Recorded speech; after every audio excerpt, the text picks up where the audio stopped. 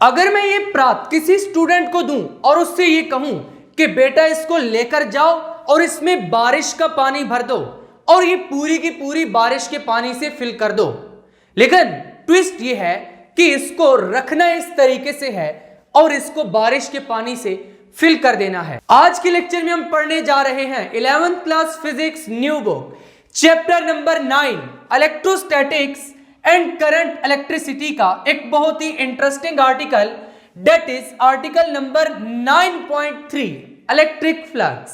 तो इससे पहले कि आज के इस लेक्चर को स्टार्ट करें, अगर अभी तक आपने फिजिक्स इनसाइड आउट को सब्सक्राइब नहीं किया तो जल्दी से सब्सक्राइब करके बेल आइकन के बटन को क्लिक कर दें, ताकि जैसे ही नेक्स्ट लेक्चर्स अपलोड हों आपको साथ के साथ नोटिफिकेशंस मिलते रहें और आप एग्जाम्स की बहुत ही अच्छे से तैयारी करके बहुत अच्छे मार्क्स ले सकें। और इसके साथ ही आज की इस वीडियो को लाइक कर दीजिए ताकि लेक्चर को पूरे मजे से स्टार्ट किया जा सके। लास्ट लेक्चर में हमने इलेक्ट्रिक चार्ज को बहुत ही डिटेल में डिस्कस किया था, इसके साथ साथ कूलम्स लॉ पढ़ा था और इसी के साथ साथ बहुत ही important concept that was electric field उसको डिटेल में डिस्कस किया था और डिफरेंट डेली लाइफ एग्जांपल से डिस्कस किया था। अगर वो वाला लेक्चर आपने अभी तक अटेंड नहीं किया तो उसका लिंक आपको डिस्क्रिप्शन में मिल जाएगा और इसके साथ साथ कमेंट सेक्शन में मिल जाएगा, वहां से आप इजीली असेस कर सकते हैं।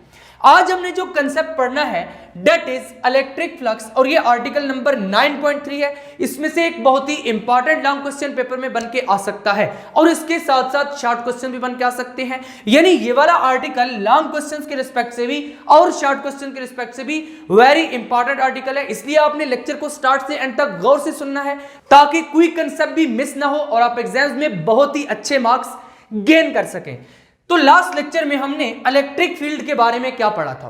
देखो बच्चों, मैंने आपको बताया था कि कोई भी चार्ज यहां पर मान लो प्रेजेंट है, अब इसके इर्द गिर्द जब कोई भी एक दूसरा चार्ज लेकर आओगे, स्मॉल पॉजिटिव टेस्ट चार्ज, अगर ये स्मॉल पॉजिटिव टेस्ट चार्ज इस रीजन में इस चार्ज की वजह से फोर्स एक्सपीरियंस करता है तो मैं ये कहूंगा कि यहां पर इलेक्ट्रिक फील्ड प्रेजेंट है। यानी कोई भी ऐसा रीजन जिसमें इलेक्ट्रिक चार्ज फोर्स एक्सपीरियंस करता है उस रीजन को हम क्या कहेंगे, इलेक्ट्रिक फील्ड कहेंगे।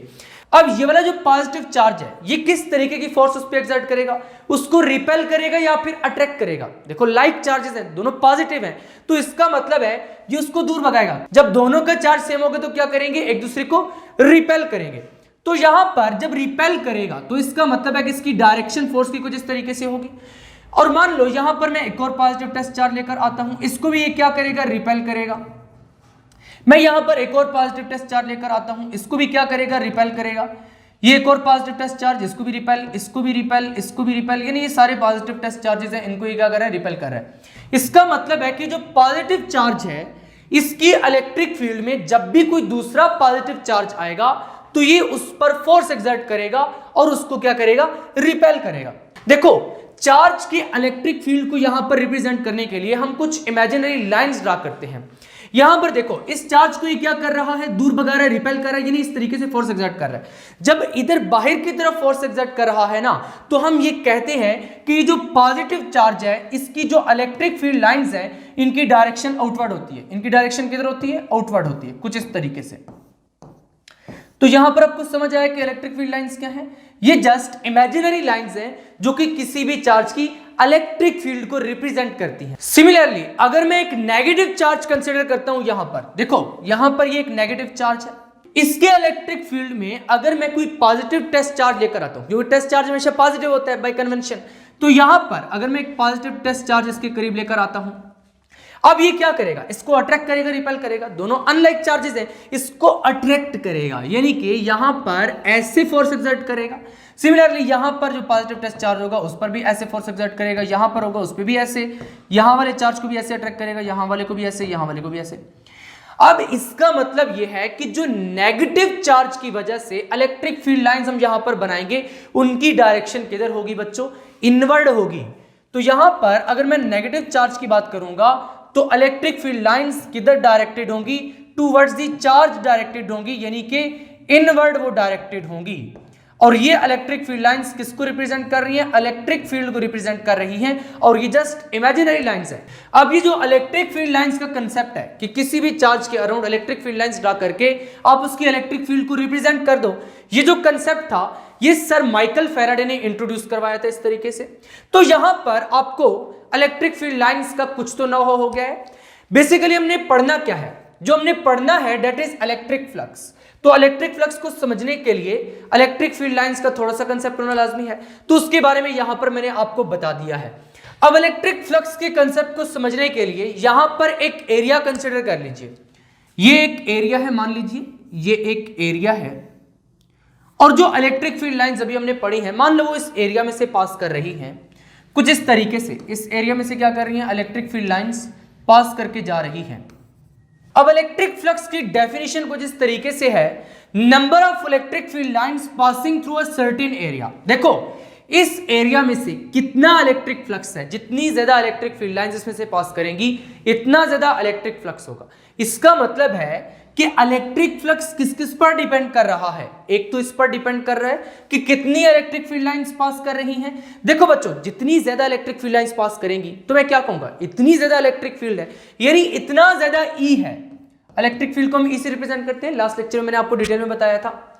और यहां पर जिस एरिया में से पास कर रही है, मान लो वो एरिया है, क्योंकि हमने कहा है electric field lines passing through a certain area. जितना ज्यादा एरिया होगा इतनी ज्यादा लाइंस पास कर सकेंगी, इतना ज्यादा फ्लक्स होगा। इसका मतलब है कि इलेक्ट्रिक फ्लक्स जिसको हम फाई ई से रिप्रेजेंट करते हैं वो ई पर डिपेंड करता है और इसके साथ साथ ए पर डिपेंड करता है।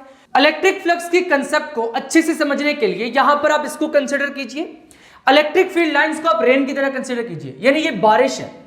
अब ये यहां पर एरिया प्रेजेंट है, अगर मैं इसको इस तरीके से रखूंगा तो बारिश का सारा पानी इसमें आएगा, लेकिन अगर मैं इसको ऐसे रखूंगा तो क्या बारिश का सारा पानी इसमें आ सकेगा, नहीं आ सकेगा। अगर ऐसे रखूंगा फिर तो कुछ भी नहीं आएगा। इसका मतलब है कि यहां पर जो इलेक्ट्रिक फ्लक्स है ये इस बात पर भी डिपेंड करता है कि जो एरिया है वो किस तरीके से ओरिएंटेड है।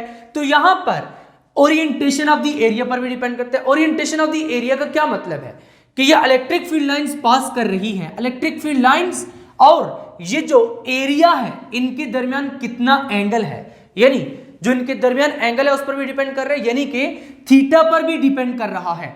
मैं अगर ऐसे रखूंगा तो सारे का सारा पानी आएगा, ऐसे रखूंगा थोड़ा सा टिल्ट करके, यानी थीटा चेंज कर दूंगा।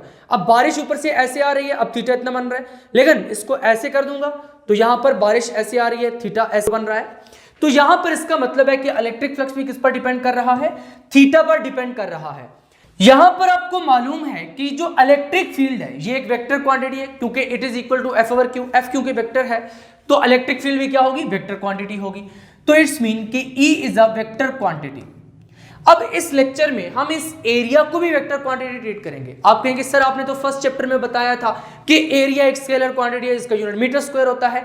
लेकिन आज के लेक्चर में हम एरिया को वेक्टर कंसीडर करेंगे और उसको कहेंगे एरिया वेक्टर। क्या कहेंगे बच्चों, एरिया वेक्टर। एरिया वेक्टर, मान लो यहां पर ये कुछ एरिया है। अब एरिया वेक्टर है तो फिर इसकी कोई डायरेक्शन भी होनी चाहिए, तो हम डायरेक्शन ऐसे लेते हैं, direction normal to the plane. देखो ये प्लेन है और इसका जो नॉर्मल है ना ये एरिया वेक्टर की डायरेक्शन है, यानी एरिया वेक्टर इस डायरेक्शन में होगा। तो यहां पर ये जो एरिया वेक्टर है इसका मैग्नीट्यूड भी होगा, इसका क्या होगा बच्चों, मैग्नीट्यूड भी होगा, और इसके साथ साथ इसकी डायरेक्शन भी होगी। तो मैग्नीट्यूड कितना होगा, मैग्नीट्यूड जैसे आप सिंपली कैलकुलेट करते हैं, एरिया को कैलकुलेट करने के लिए क्या करते हैं, इसको भी मेजर करते हैं, इसको भी मेजर करते हैं, यानी लेंथ को वेट को दोनों को मेजर करके मल्टीप्लाई कर देते हैं। तो एरिया का जो मैग्नीट्यूड है वो तो आपको सिंपली मिल जाएगा, यानी मल्टीप्लाई करके इन दोनों को।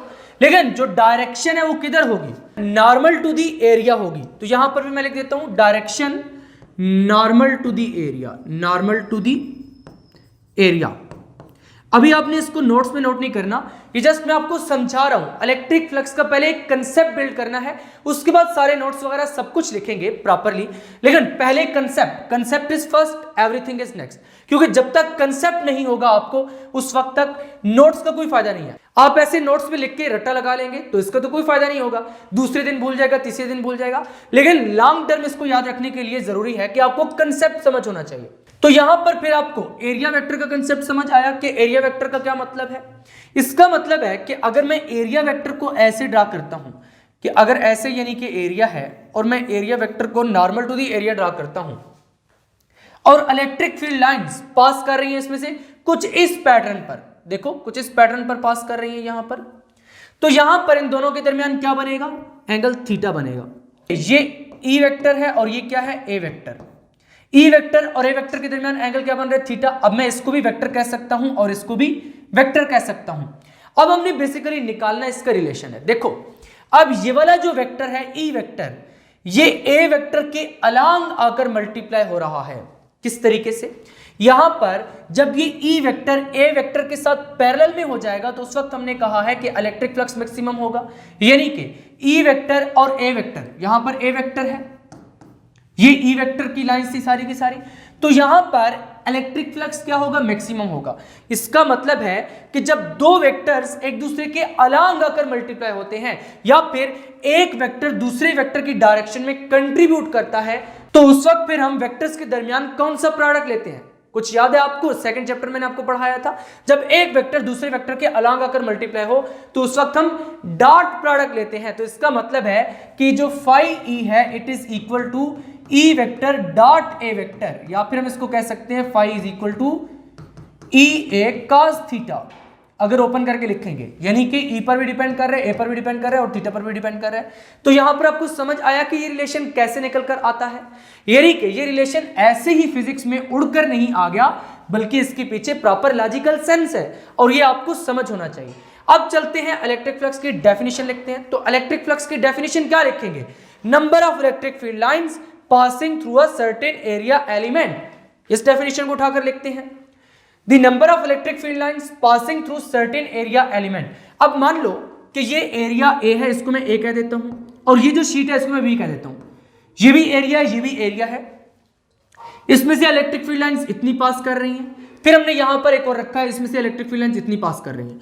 तो इस एरिया में से जो इलेक्ट्रिक फ्लक्स है वो कितना होगा, the number of electric field lines passing through this area element, और इसमें से कितना होगा, the number of electric field lines passing through this area element. यानी किसी भी एरिया एलिमेंट से जितनी ज्यादा इलेक्ट्रिक फील्ड लाइंस पास कर रही हैं इतना ज्यादा इलेक्ट्रिक फ्लक्स होगा। अब इसकी क्वांटिटेटिव डेफिनेशन क्या है, अभी मैंने आपको यहां पर बताया है, it is equal to scalar product of E vector and A vector. तो यही डेफिनेशन यहां पर लिखी है, electric flux through an area is defined as scalar product of electric field intensity E vector and area vector A vector. इनके ऊपर आपने properly arrows डालने हैं। ये जो वेक्टर की नोटेशन है इसके प्रॉपर मार्क्स होते हैं, अगर आप ऐसे लिख देते हैं तो वहां पर आधा या एक पूरा मार्क्स भी डिडक्ट हो सकता है। तो आपने कोशिश करनी है कि वेक्टर्स को वेक्टर ही लिखें। अब हमने नेक्स्ट डिस्कस करना है कि जो इलेक्ट्रिक फ्लक्स है ये वेक्टर क्वांटिटी है या फिर स्केलर क्वांटिटी है। तो जरा आप लोग बताइए, वेक्टर क्वांटिटी होगी स्केलर क्वांटिटी होगी।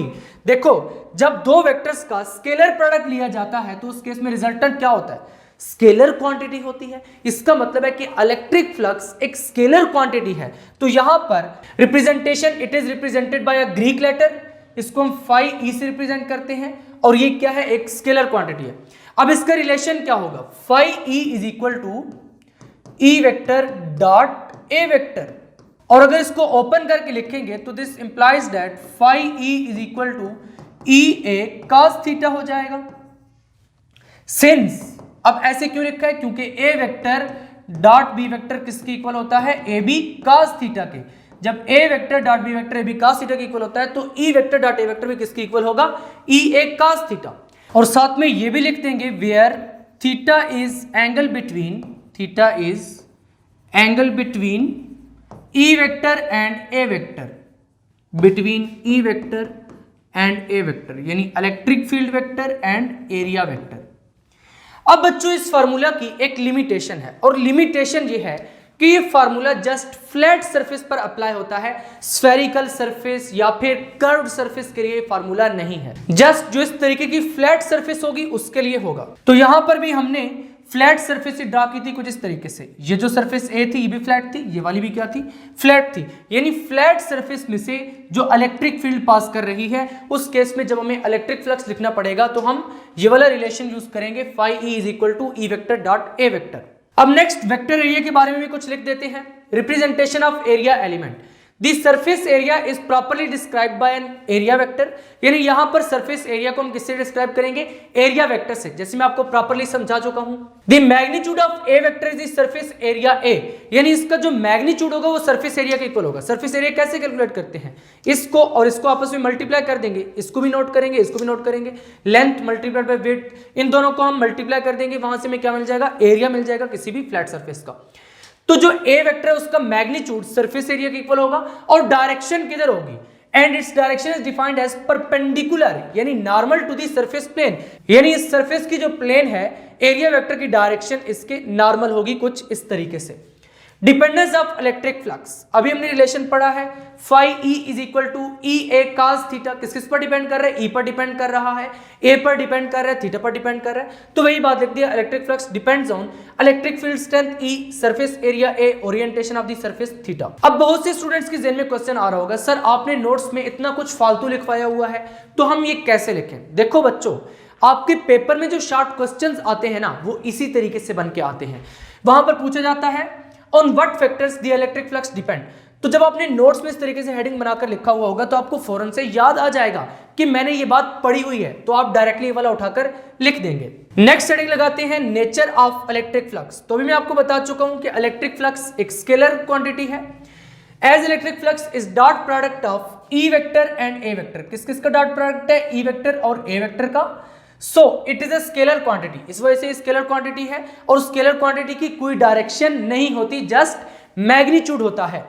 नेक्स्ट है यूनिट। अब इसका ऐसा यूनिट क्या है, देखो यूनिट फार्मूला से निकलता है, तो यहां पर phi is equal to E vector dot A vector होता है, यानी कि ई और ए का प्रोडक्ट है। तो ई का यूनिट क्या होता है, लास्ट लेक्चर में हमने पढ़ा था न्यूटन पर कूलम, तो यही लिख देते हैं न्यूटन पर कूलम। और इसके साथ साथ एरिया का क्या यूनिट होता है, मीटर स्क्वायर होता है। तो अगर हम इसको थोड़ा सा अरेंज करके लिखें तो यूनिट क्या बन जाएगा, न्यूटन मीटर स्क्वायर पर कूलम, न्यूटन मीटर स्क्वायर पर कूलम। ऐसे कोई पाबंदी नहीं है कि आपने कूलम इधर लिखना है इधर लिखना है, लेकिन यहां पर वैसे जो नॉर्मली हमारी फिजिक्स में रूटीन चलती है उसमें हम न्यूटन के बाद मीटर लिखते हैं, तो यहां पर इसी तरीके से लिख दिया न्यूटन मीटर स्क्वायर पर कूलम। आप वैसे यूं भी लिख सकते हैं newton coulomb inverse metre square, लेकिन ये वाली नोटेशन बेटर है, न्यूटन मीटर स्क्वायर पर कूलम। अब हमने जो रिलेशन पढ़ा है phi E is equal to E vector dot A vector, ये जो पिंक मार्कर से मैं जितना भी करता हूँ सारे का सारा रफ वर्क होता है, बाकी सारे नीट नोट्स होते हैं, इनको आपने प्रॉपर्ली रजिस्टर में नोट करना है और इसी तरीके से हेडिंग्स के फॉर्म में प्रिपेयर भी करना है। अब जिस तरीके से हम स्केलर प्रोडक्ट में डिस्कस करते थे ए वेक्टर डॉट बी वेक्टर कि स्केलर प्रोडक्ट किस वक्त मैक्सिमम होगा किस वक्त मिनिमम होगा, इसी तरीके से जब ये भी स्केलर प्रोडक्ट है ई वेक्टर डॉट ए वेक्टर, तो यहां पर हम इलेक्ट्रिक फ्लक्स का मिनिमम मैक्सिमम ये भी डिस्कस कर सकते हैं कि इलेक्ट्रिक फ्लक्स किस वक्त मिनिमम होगा किस वक्त मैक्सिमम होगा। तो यहां पर फिर स्पेशल केसेस की हेडिंग लगाते हैं when area is perpendicular to electric field lines, कि जब एरिया इलेक्ट्रिक फील्ड लाइंस के परपेंडिकुलर होगा। मैं एरिया वेक्टर की बात नहीं कर रहा, मैं जस्ट एरिया की बात कर रहा हूं। जब एरिया परपेंडिकुलर होगा किसके, इलेक्ट्रिक फील्ड लाइंस के। यहां पर ये एरिया है, ये इलेक्ट्रिक फील्ड लाइंस है, तो ये क्या है, दोनों परपेंडिकुलर है। तो ये केस हम डिस्कस करने जा रहे हैं कि जब एरिया परपेंडिकुलर होगा इलेक्ट्रिक फील्ड लाइंस के, when area is held perpendicular, ये एरिया है, एरिया को हमने क्या किया है, परपेंडिकुलर रखा है, इलेक्ट्रिक फील्ड लाइंस ऐसे इसमें से पास करके जा रही हैं, then electric flux become maximum, क्योंकि जब एरिया इस तरीके से होगा इसमें से इलेक्ट्रिक फील्ड लाइंस इस तरीके से पास करेंगी, यानी कि दोनों परपेंडिकुलर हैं, तो maximum electric field lines pass कर जाएंगे। जब maximum electric field lines pass करेंगे तो हमने इलेक्ट्रिक फ्लक्स की डेफिनेशन क्या पढ़ी है, number of electric field lines passing through a certain area. जब एक सर्टेन एरिया में से ज्यादा इलेक्ट्रिक फील्ड लाइंस पास करेंगी तो वहां पर फ्लक्स क्या होगा, मैक्सिमम होगा। तो इसका मतलब है कि इस केस में इलेक्ट्रिक फ्लक्स मैक्सिमम होगा। बट इस केस में ई वेक्टर और ए वेक्टर के दरमियान एंगल क्या बनेगा, देखो इलेक्ट्रिक फील्ड लाइंस इस तरीके से जा रही हैं, तो यहां पर दिस इज ई वेक्टर, और जो एरिया है अगर हम उसको वेक्टर ट्रीट करें तो उसकी डायरेक्शन किधर होती है, नॉर्मल टू द प्लेन। अब एरिया इस तरीके से है तो एरिया वेक्टर की डायरेक्शन किधर होगी, इधर होगी, तो इट्स मीन यहां पर ए वेक्टर इस तरीके से होगा। जब एरिया और इलेक्ट्रिक फील्ड परपेंडिकुलर होंगे उस केस में एरिया वेक्टर और ई वेक्टर के दरमियान जो एंगल बनेगा दैट वुड बी 0 डिग्री, क्योंकि यहां पर ए वेक्टर और ई वेक्टर आपको पैरेलल होते हुए नजर आ रहे हैं।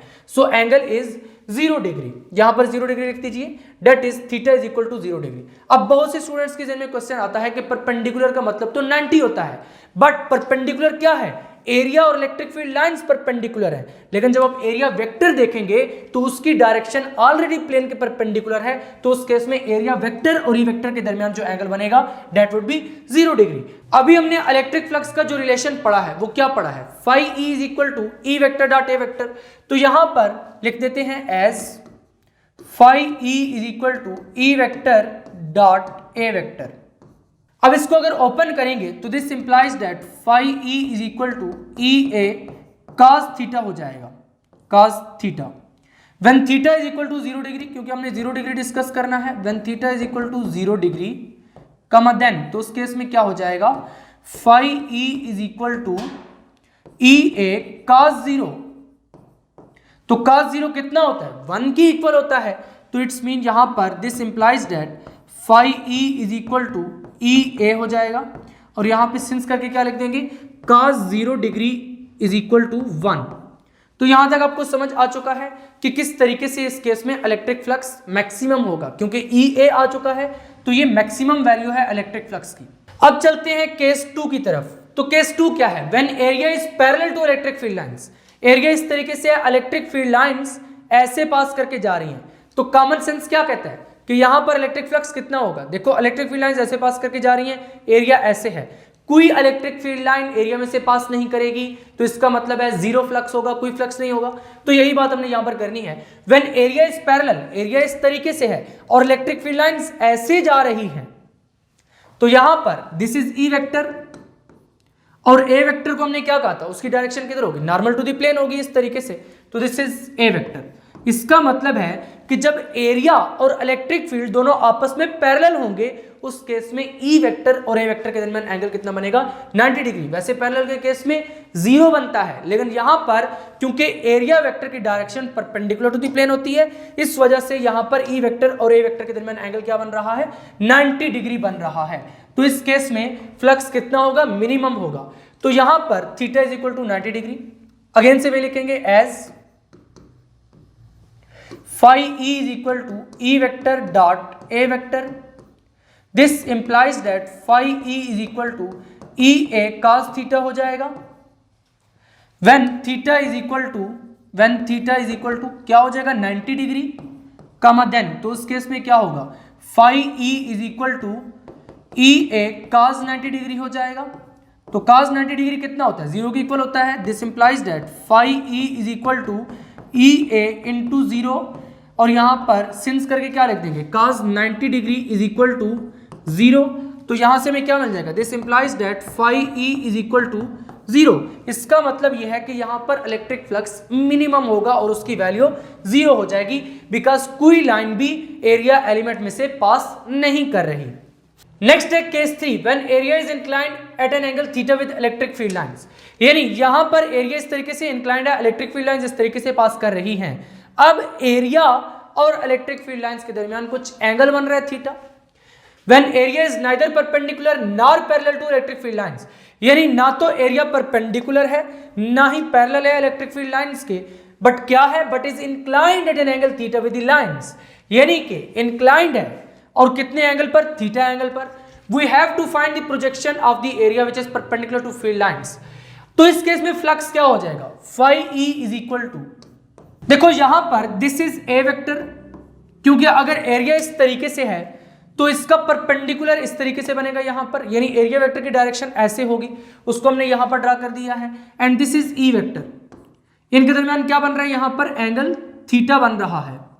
तो ये जो एंगल थीटा है यहां पर भी बन रहा है यही एंगल थीटा, सेम एंगल है, यहां पर भी वही थीटा बन रहा है, यहां पर भी वही वाला थीटा बन रहा है। तो इस केस में फिर इलेक्ट्रिक फ्लक्स कैसे हो जाएगा, E into projection of A vector on E vector, जिस तरह हमने सेकंड चैप्टर में पढ़ा था जब हमने वर्क डन की एग्जांपल पढ़ी थी, work is equal to F cos theta into D, यानी projection of F on D. Similarly यहां पर projection of A on E हो जाएगा। यहां से हम अगर परपेंडिकुलर ड्रॉप करेंगे इस तरीके से, तो यहां पर प्रोजेक्शन ऑफ ए ऑन ई क्या बनेगा, ये वाला कंपोनेंट cos थीटा बन जाएगा। तो इसका मतलब है this implies that phi E is equal to E into A cos theta हो जाएगा। Projection of A vector on E vector, यानी ए वेक्टर से अगर आप यहां पे परपेंडिकुलर ड्रॉप करें तो ये क्या बनेगा, cos थीटा बनेगा। बिल्कुल ऐसे ही जैसे मैंने आपको सेकंड चैप्टर में ऑलरेडी समझाया हुआ है। अगर आपको ये कंसेप्ट थोड़ा गड़बड़ लग रहा है तो आप स्केलर प्रोडक्ट वाले लेक्चर को जरा दोबारा सुनिए, उसका लिंक भी आपको डिस्क्रिप्शन में मिल जाएगा, तो एकदम ये कंसेप्ट आपको दोबारा से क्लियर हो जाएगा। अगर यहां पर मैंने दोबारा से स्केलर प्रोडक्ट को एक्सप्लेन किया तो लेक्चर काफी लेंथी हो जाएगा। तो this implies that phi E is equal to E A cos theta. तो यहां पर हमें कुछ इस तरीके से इलेक्ट्रिक फ्लक्स मिल जाएगा। जब एरिया इंक्लाइंड होगा एंगल थीटा पर with the electric field lines, तो उस केस में इलेक्ट्रिक फ्लक्स की वैल्यू क्या होगी, ई ए cos थीटा। अब चलते हैं वेरी इंपॉर्टेंट आर्टिकल की तरफ, जो कि हमने पढ़ना है आज के लेक्चर में, और यही लॉन्ग क्वेश्चन में बार बार पूछा जाता है, electric flux through a surface enclosing A charge. यहां पर हमने एक सरफेस लेनी है, एक स्फीयर कंसिडर करना है, उसमें एक चार्ज कंसिडर करना है, फिर ये बताना है कि वो जो स्फीयर की सरफेस है उसमें कितना इलेक्ट्रिक फ्लक्स है, यानी इलेक्ट्रिक फील्ड लाइंस उसमें से कितनी पास कर रही है, number of electric field lines passing through a certain area element. तो यहां पर एरिया क्या होगा, एरिया ऑफ द स्फीयर होगा। लेकिन यहां पर फिर हमें एक स्ट्रेटेजी यूज करनी पड़ेगी, क्योंकि हमने तो पढ़ा है कि phi E is equal to E A cos theta कब यूज होता है, जब सरफेस फ्लैट होगी, लेकिन स्फीयर की सरफेस तो फ्लैट नहीं होती। तो यहां पर बेसिकली हमने करना ही यही है कि स्फीयर की सरफेस के लिए हमने फाइंड करना है electric flux through a surface enclosing A charge. तो यहां पर पहले डायग्राम ड्रा करते हैं, उसके बाद समझते हैं कि हमने इलेक्ट्रिक फ्लक्स को कैसे फाइंड करना है। इसको आपने प्रॉपर्ली गौर से समझना है, क्योंकि this is very important long question, जो कि बार बार प्रीवियस पेपर्स में रिपीट होता रहा है। यहां पर अब ये डायग्राम ड्रा कर दिए। Consider a close surface in form of sphere. ऐसे एक स्फेरिकल क्लोज सरफेस कंसिडर कीजिए जिसका रेडियस r है। मान लो कि इस स्फीयर का रेडियस r है, ये जो बड़ा स्फीयर है इसका रेडियस r है। We have to calculate the electric flux through the surface of sphere due to point charge q। अब ये एक पॉइंट चार्ज इस जगह पर प्रेजेंट है, इसकी वजह से यहां पर इस सरफेस में से, स्फीयर की सरफेस में से जो इलेक्ट्रिक फ्लक्स है हमने उसको कैलकुलेट करना है। यहां पर वो फार्मूला तो नहीं लगाया जा सकता phi is equal to E vector dot A vector, क्योंकि यहां पर ये स्फेरिकल सरफेस है, वो तो सिर्फ फ्लैट सरफेस के लिए था। तो यहां पर पहले यही वाली बात लिख देते हैं, the electric flux can be calculated by using formula phi E is equal to E vector dot A vector, यानी इससे कैलकुलेट तो किया जा सकता है, but this formula is only applicable to flat surfaces, ये स्फेरिकल सरफेसेस के लिए नहीं है। Let us divide whole sphere into small patches such that each patch is a flat surface. अब इस सारे स्फीयर को छोटे छोटे पैचेस में डिवाइड कर देंगे, यानी इतने इतने पैचेस में डिवाइड कर देंगे, और हर पैच क्या हो जाएगा, एक फ्लैट सरफेस बन जाएगा। देखो पूरा स्फीयर है, उसको काट कर तोड़ तोड़ कर उसकी फ्लैट सरफेसेस बना देंगे इस तरीके से। तो यहां पर ये जो एक छोटी सी फ्लैट सरफेस है, इसके लिए हम वो वाला फार्मूला यूज कर सकते हैं phi E is equal to E vector dot A vector. तो हम फिर इन तमाम छोटी छोटी सरफेस के लिए सेपरेटली इसको फाइंड करते हैं, एरिया ऑफ ईच पैचेस। अब यहां पर ये जो पैचेस हैं इनके एरियाज क्या क्या है, डेल्टा ए1, मान लो इसका डेल्टा ए1 है, यहां पर कोई और होगा उसका डेल्टा ए2, उसके बाद वाले का डेल्टा ए3, यानी इस तरीके से होगा। तो यहां पर मैं कह देता हूं डेल्टा ए1, डेल्टा ए2, इसी तरीके से आगे चलते चलते डेल्टा ए3 and so on delta A N तक जाएगा। अब ये छोटे छोटे पैचेस हैं, इनमें हमने ये जो एरिया कंसीडर किया है, अगर इसको हम एरिया वेक्टर मानकर चलें तो एरिया वेक्टर की डायरेक्शन क्या होगी, यहां पर इस तरीके से पैच है, एरिया वेक्टर की डायरेक्शन इसके परपेंडिकुलर होगी। तो यहां पर हमने यही बात लिख दी है, the direction of each vector area के जो डेल्टा ए1 डेल्टा ए2 है, अगर हम इनको वेक्टर्स कंसीडर करें तो इनकी डायरेक्शन किधर होगी, is along perpendicular drawn outward to the corresponding patch, यानी हर कोरस्पॉन्डिंग पैच पर हम इस तरीके से डेल्टा ए वेक्टर को मार्क कर देंगे। अभी जो ई वेक्टर है बेसिकली इस चार्ज में से जो लाइंस निकल कर जा रही है इलेक्ट्रिक फील्ड लाइंस, उसको रिप्रेजेंट कर रहा है। अब हम क्या करेंगे, इन तमाम पैचेस के लिए सेपरेटली फाई ई को फाइंड करेंगे, यानी इस डेल्टा ए1 पैच के लिए सेपरेटली फाई ई फाइंड करेंगे इलेक्ट्रिक फ्लक्स, इस पैच के लिए सेपरेटली फाइंड करेंगे, इस पैच के लिए सेपरेटली, यानी जितने भी स्मॉल पैचेस में हमने उस स्फीयर को डिवाइड किया है उन तमाम स्मॉल पैचेस के लिए हमें सेपरेटली फाई ई यानी कि इलेक्ट्रिक फ्लक्स की वैल्यूज को फाइंड करना पड़ेगा। फाइनली फिर हम उनको ऐड करके पूरे स्फीयर के लिए फाइंड कर लेंगे, जैसे हम पहले चैप्टर्स में भी करते रहे हैं। फिजिक्स में जब भी ऐसा केस आता है ना कि हमारे पास फार्मूले की लिमिटेशंस होती हैं, जैसे कि यहां पर लिमिटेशन थी फ्लैट सरफेस, तो स्फेरिकल को हमने क्या किया, तोड़ तोड़कर फ्लैट में कन्वर्ट कर लिया।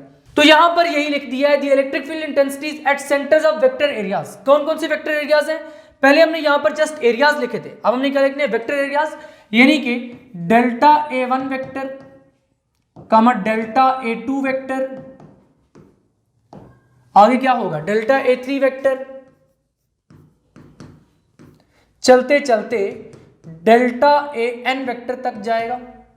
यहां पर हम बात किसकी कर रहे हैं, इलेक्ट्रिक फील्ड इंटेंसिटीज की, यानी यहां पर इस एरिया के सेंटर वाले पॉइंट पर जो इलेक्ट्रिक फील्ड इंटेंसिटी होगी, देखो इलेक्ट्रिक फील्ड इंटेंसिटी हमेशा किसी पॉइंट पर होती है, तो यहां पर इस area vector delta A1 vector के सेंटर पर जो पॉइंट है उस पे जो इलेक्ट्रिक फील्ड इंटेंसिटी की वैल्यू है, मान लो डेट इज E1 वेक्टर, इस पे जो है डेट इज E2 वेक्टर।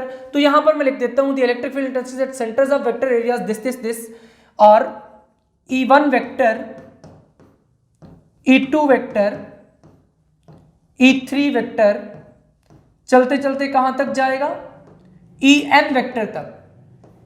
साथ में क्या लिख देंगे, respectively.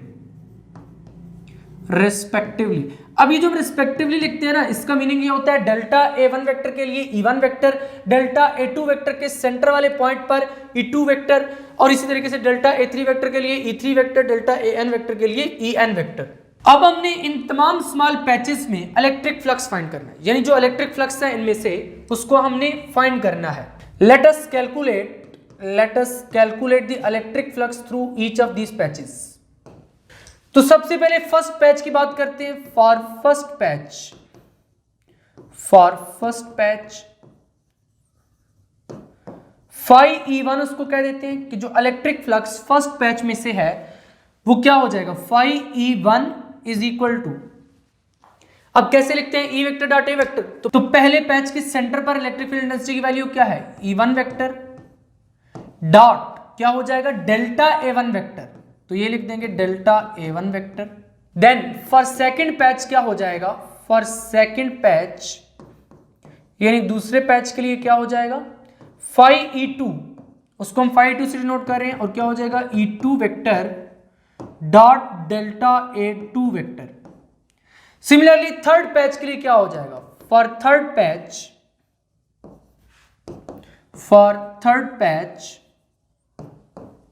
Phi E3 is equal to E3 vector dot delta A3 vector. और यहां से अगर इसी तरीके से चलते जाएंगे तो हमें क्या मिल जाएगा, फॉर nth पैच के लिए क्या हो जाएगा, फाई En से हम उसको डिनोट करेंगे और क्या लिखेंगे, En vector dot delta AN vector.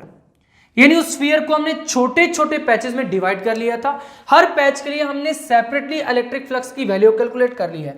अब हमने पूरी स्फीयर के लिए कैलकुलेट करनी है, तो इस केस में हमें क्या करना पड़ेगा, इन तमाम इलेक्ट्रिक फ्लक्स की वैल्यूज को ऐड अप करना पड़ेगा। तो क्या लिखेंगे, electric flux through the surface is, यानी वो जो स्फीयर की सरफेस है कितना हो जाएगा, phi E is equal to phi E1 plus phi E2 plus phi E3 plus चलते चलते फाई En, यानी कि उन तमाम स्मॉल पैचेस के लिए जो इलेक्ट्रिक फ्लक्स की वैल्यूज हैं उनको हमने क्या कर दिया है, ऐड अप कर दिया है। तो अब ये वाली तमाम वैल्यूज उठाकर उस पर पुट कर दीजिए, तो क्या बन जाएगा, this implies that phi E is equal to, phi E1 की क्या वैल्यू थी, E1 vector dot delta A1 vector, E1 vector dot delta A1 vector, plus phi E2 की क्या वैल्यू थी, E2 vector dot delta A2 vector, plus phi E3 की क्या value थी, E3 vector dot delta A3 vector, plus चलते चलते यहां पर जो फाई En है उसकी क्या वैल्यू है, En vector dot delta AN vector. अब इन वेक्टर्स को डालना आपने बिल्कुल भी नहीं भूलना, ये जो एरोस के साइन है ये आपने जरूर लगाने हैं क्योंकि ये वेक्टर्स को रिप्रेजेंट कर रहे हैं और डॉट प्रोडक्ट वेक्टर्स का ही होता है। अब यहां पर इन तमाम डॉट प्रोडक्ट्स को ओपन कर दीजिए, E डॉट A किसके इक्वल है, E A cos थीटा के, तो E vector dot delta A1 vector किसके इक्वल हो जाएगा, E1 delta A1 cos theta के। तो this implies that phi E is equal to E1 delta A1 cos theta plus E2 delta A2 cos theta plus E3 delta A3 cos theta plus चलते चलते चलते कहां तक जाएगा, E N delta A N cause theta हो जाएगा। अब अगर हम डायग्राम में देखें तो यहां पर आपको नजर आ रहा है कि इस पैच में जो ई वेक्टर की डायरेक्शन है और डेल्टा ए वेक्टर की डायरेक्शन है, ये दोनों आपस में पैरेलल हैं। तो तमाम स्मॉल पैचेस के लिए यही होगा कि ई वेक्टर और डेल्टा ए वेक्टर की जो डायरेक्शंस हैं वो पैरेलल होंगी, यानी कि यहां पर उनके दरमियान जो एंगल बनेगा दैट वुड बी 0 डिग्री। तो हम हर कास थीटा में थीटा की जगह पर क्या पुट कर देंगे, 0 degree. As electric field intensity and the vector area are in same direction, जिन्हें दोनों सेम डायरेक्शन में थे, तो हर कास थीटा में थीटा की जगह पर क्या हो जाएगा, 0 degree. So phi E is equal to E1 delta A1 cos 0 degree plus E2 delta A2 cos 0 degree plus E3 delta A3 cos 0 degree plus चलते चलते चलते En delta AN cos 0 degree, यहां पर भी कास 0 डिग्री हो जाएगा। This implies that phi E is equal to cos 0 degree किसके equal होता है, 1 के इक्वल होता है। तो यहां से क्या मिल जाएगा, E1 डेल्टा A1, यहां पर 1 आ जाएगा, उसको लिखने की जरूरत नहीं है, plus E2 delta A2 plus E3 delta A3 plus चलते चलते चलते कहां तक जाएगा, En डेल्टा AN। अब अगेन से अगर आप डायग्राम में देखें तो यहां पर ये जो चार्ज है ये स्फीयर के सेंटर में है, यानी कि यहां पर इलेक्ट्रिक फील्ड इंटेंसिटी की जो वैल्यू होगी यहां पर यहां पर यहां पर यहां पर यहां पर, क्योंकि तमाम पैचेस इस चार्ज से सेम डिस्टेंस पर हैं, तो हर पैच के सेंटर पर हमने इलेक्ट्रिक फील्ड इंटेंसिटी ई की वैल्यू ली है। तो इसका मतलब है कि इलेक्ट्रिक फील्ड इंटेंसिटी की जो वैल्यू होगी इन तमाम पॉइंट्स पर, जितनी भी हमने इन पैचेस के सेंटर पर कंसीडर किए हुए हैं, वो सेम होगी, क्योंकि चार्ज सेंटर में है। तो यहां पर हर पॉइंट इक्वल डिस्टेंस पर है, जब इक्वल डिस्टेंस पर है तो यहां पर same same electric field intensity होगी। जब same same electric field intensity होगी तो इसका मतलब है कि E1 E2 E3 चलते चलते En तक ये सारे के सारे आपस में इक्वल हैं। As all the surfaces are at equal distances from Q, क्योंकि सारी इक्वल डिस्टेंसेस पर हैं, तो यहां पर ये जो E1 E2 E3 En ये सारे आपस में क्या हो जाएंगे, इक्वल हो जाएंगे। अब यहां पर आपने वेक्टर नहीं लिखना, क्योंकि हमने डॉट प्रोडक्ट को ओपन किया हुआ है। This E1 is also magnitude, this delta A1 is also magnitude. तो क्या लिखेंगे, E1 is equal to E2 is equal to E3 is equal to E4 E5 E6 चलते चलते चलते इक्वल टू En। और जब ये सारी आपस में इक्वल हैं तो इनको हम फिर एक सिंगल वेरिएबल ट्रीट कर लेते हैं, E की इक्वल। तो यहां पर फिर हम E1 E2 E3 En इन सब की जगह पर क्या पुट कर देंगे, E पुट कर देंगे। तो क्या मिल जाएगा, now phi E is equal to, कि अब फाई E क्या बन जाएगा, क्योंकि सबकी जगह पर हमने क्या पुट करना है, E पुट करना है।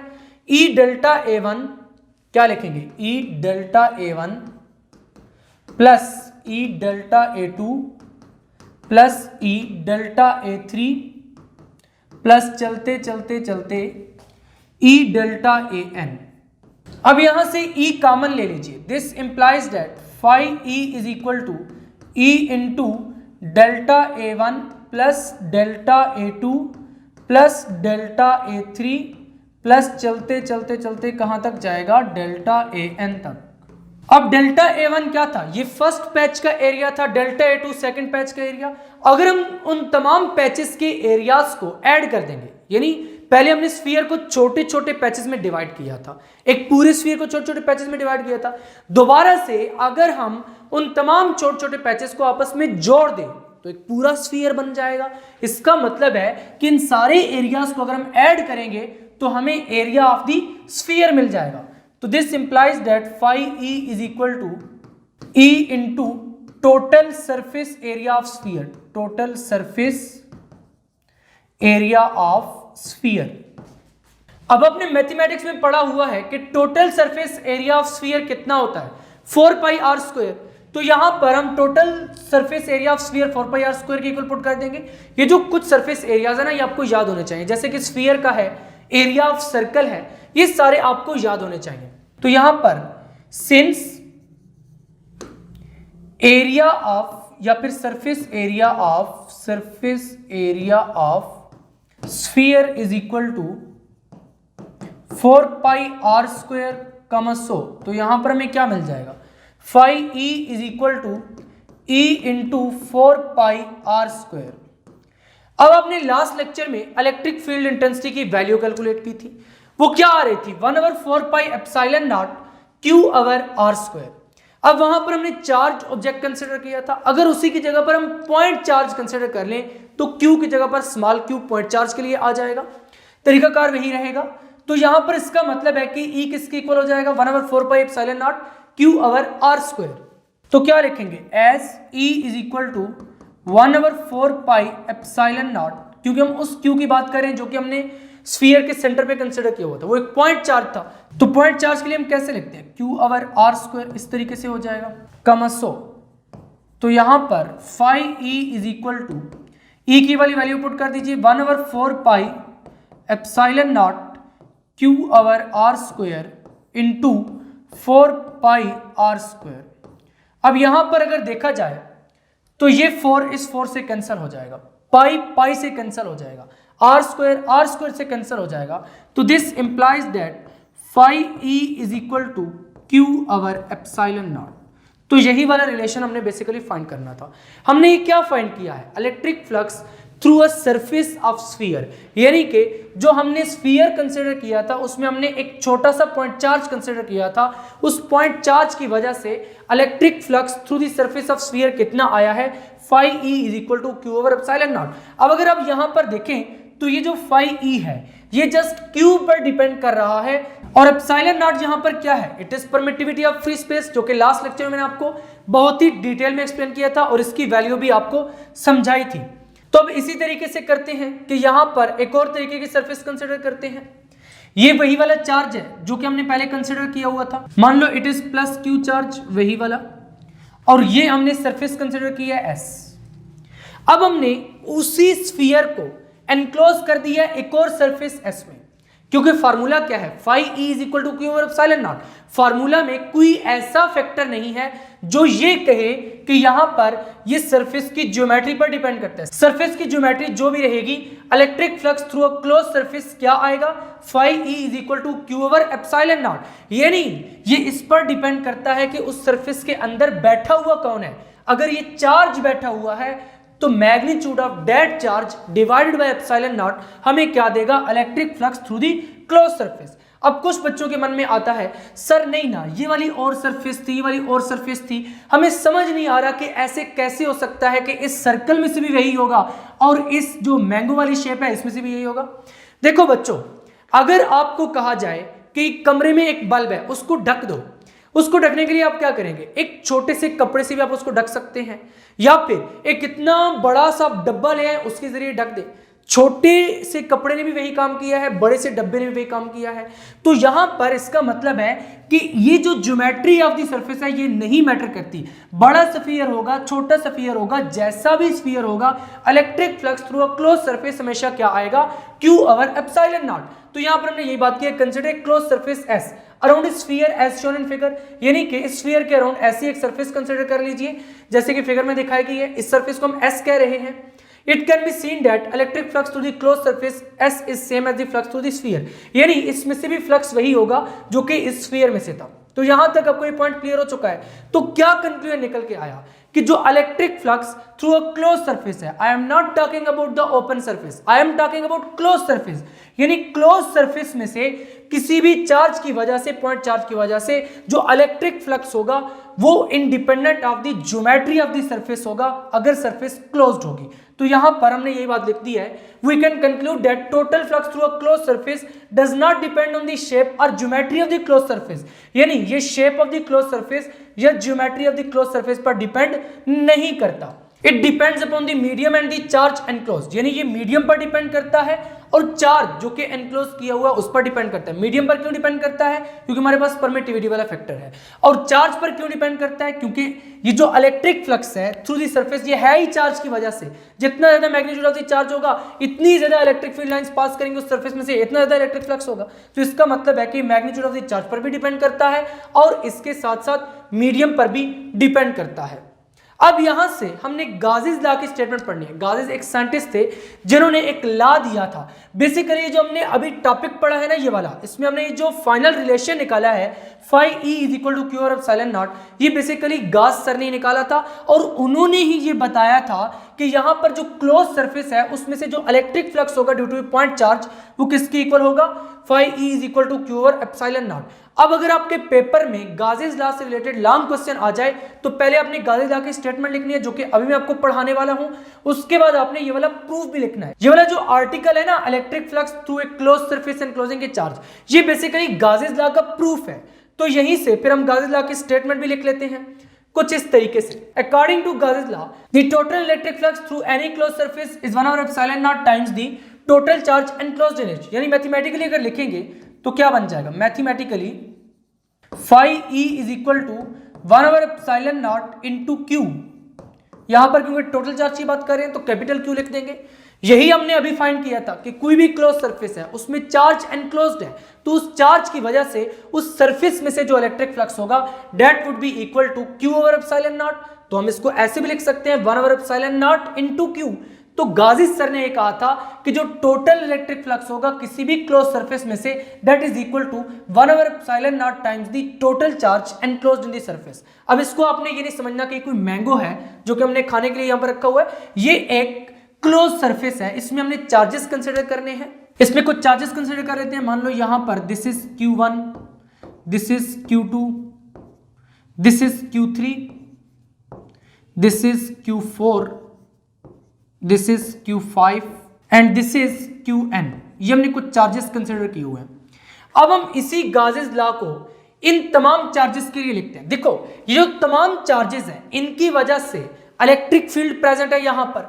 अब ये जो इलेक्ट्रिक फील्ड लाइंस इस सरफेस में से पास कर रही हैं, the number of electric field lines passing through a area element, certain area element, वो क्या होगा, इलेक्ट्रिक फ्लक्स। हमने ये देखना है कि जो इस क्लोज सरफेस में चार्जेस प्रेजेंट हैं इनकी वजह से इस क्लोज सरफेस में से जो इलेक्ट्रिक फ्लक्स है वो किसके इक्वल है। तो हमें कहां से मिलेगा, गाजीज लॉ से मिलेगा। तो चलिए इसको प्रॉपरली लिखते हैं नोट्स में। यहां पर एक्सप्लेनेशन की हेडिंग लगा दी है, suppose point charges Q1, Q2, Q3 चलते चलते Qn तक, ये जो हमने इस सरफेस में कंसीडर किए हैं, are arbitrarily distributed within an arbitrarily shaped close surface.